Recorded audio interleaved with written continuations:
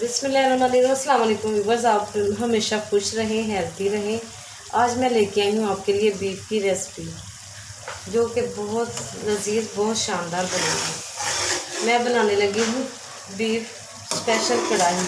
Beef कढ़ाई बनाने के लिए मैंने 1 kg बीफ लिया है, हड्डी वाला, और 4 बड़े टमाटर लिए हैं बड़े साइज़ के, जो मैंने गोल गोल काट लिए हैं। 2 बड़े प्याज लिए हैं, जो मैंने काट लिए हैं, और 2 चम्मच लहसुन अदरक का पेस्ट लिया है।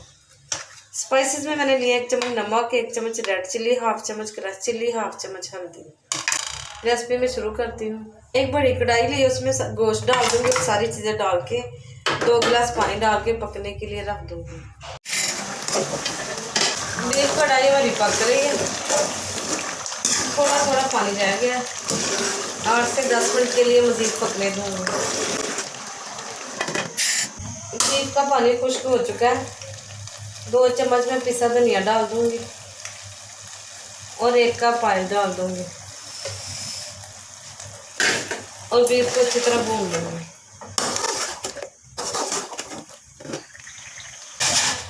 बीफ कढ़ाई हमारी तैयार हो गई है। मैं हरी प्याज डाल दूंगी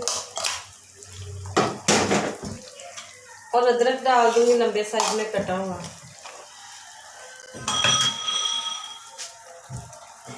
अब इसे मैं डिश आउट करती हूँ।